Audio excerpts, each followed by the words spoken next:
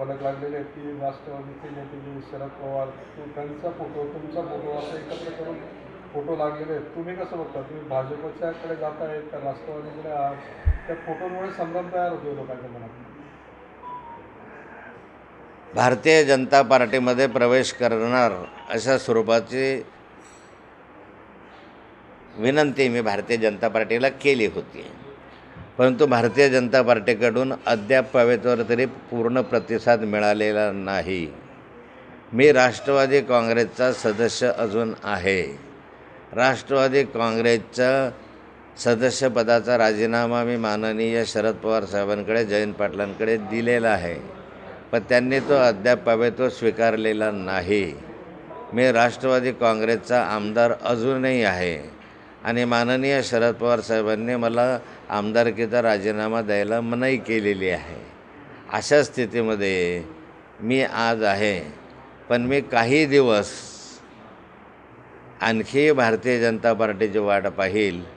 तर माझा मूळ पक्ष नाही तर राष्ट्रवादी आहे, तो जॉईन करून मी परत राष्ट्रवादीमध्ये उत्साहानं काम करेल. भाजपने जर प्रवेश दिला तर भाजपत जाणार तुम्ही? भारतीय जनता पार्टीमध्ये प्रवेश करावा असं माझं मत पूर्वीपासून होतं.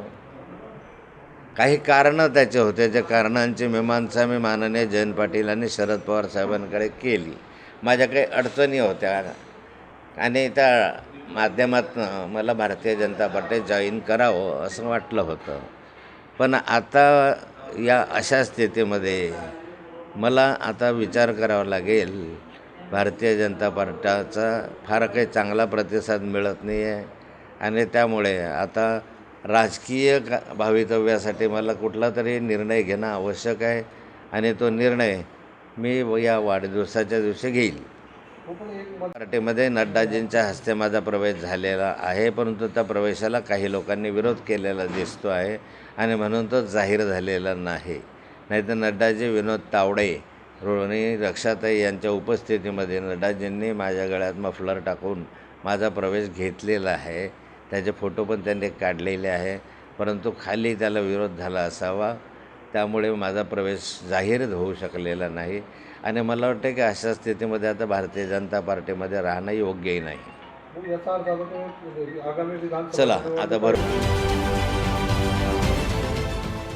देश विदेशातील प्रत्येक घडामोडींचे लाईव्ह अपडेट मिळवण्यासाठी आता साम टीव्हीच्या सर्व सोशल मीडिया प्लॅटफॉर्मला लाईक, फॉलो आणि सबस्क्राईब करा.